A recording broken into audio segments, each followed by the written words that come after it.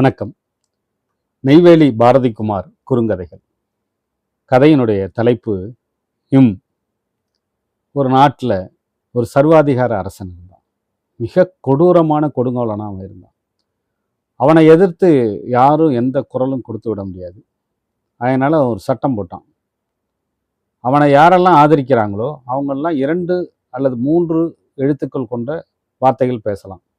யாரெல்லாம் அவனை ஆதரிக்கலையோ அவங்க ஒரே ஒரு எழுத்து கொண்ட சொல் மட்டும்தான் பேச முடியும் அப்படின்னு ஒரு சட்டத்தை போடுறோம்.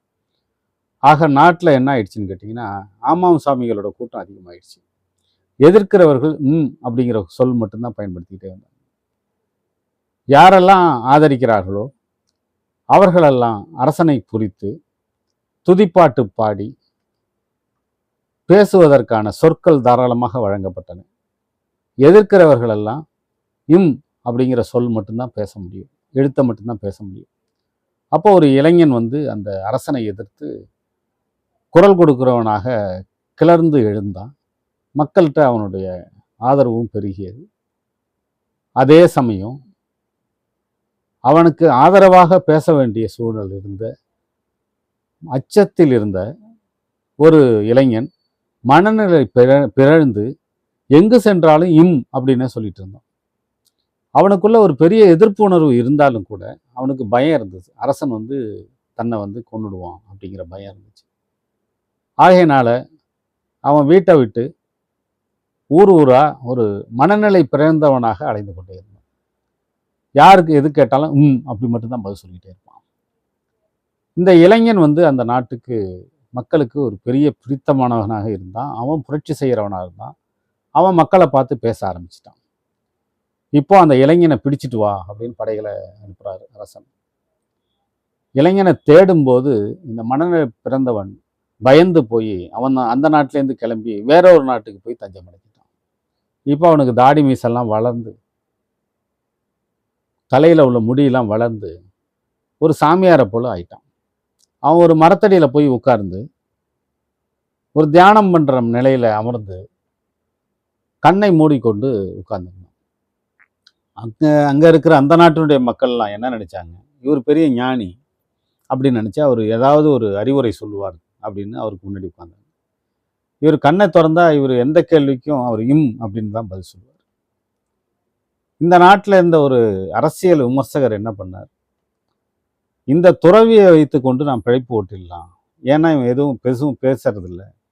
ஆகையினால அவன் என்ன பண்ணார், அந்த துறவிக்கு பக்கத்தில் அவரும் அமர்ந்து கொண்டார்.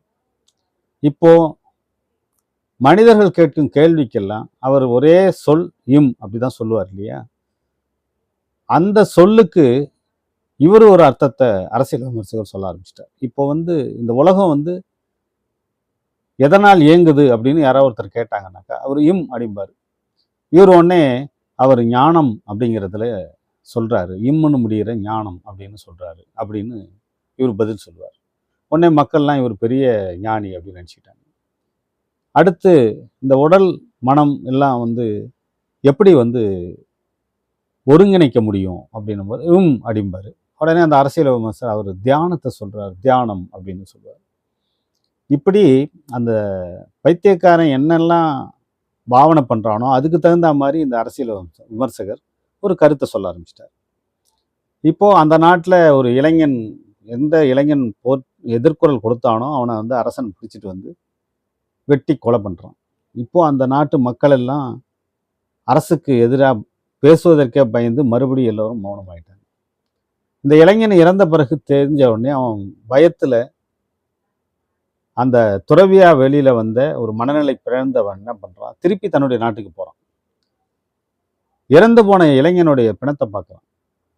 அவனுடைய தைரியம் தனக்கு வரக்கூடாதா, அவனுடைய வீரம் தனக்கு வரக்கூடாதா அப்படின்னு நினச்சி அந்த இளைஞனுடைய குருதியை எடுத்து தான் பூசிக்கொள்கிறான்.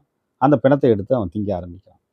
அப்போவும் அந்த அரசியல் விமர்சகர் சொல்கிறார், அந்த ஞானி காலத்தை கடந்து அந்த இளைஞனுடைய வீரம் பேசப்படும் அப்படின்னு சொல்கிறார் அப்படின்னு அதுக்கு ஒரு அர்த்தத்தை கண்டுபிடித்தான்.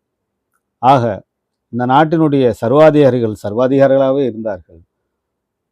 பைத்தியக்காரர்கள் துறவிகளாக தெரிந்து கொண்டிருக்கிறார்கள். அரசியல் விமர்சகர்கள் 2 பேருக்கும் தேவையான ஒரு கருத்தை உருவாக்குபவர்களாக, கிரியேட்டர்ஸாக, ஃபால்ஸ் கிரியேட்டர்ஸராக அலைந்து கொண்டிருக்கிறார்கள்.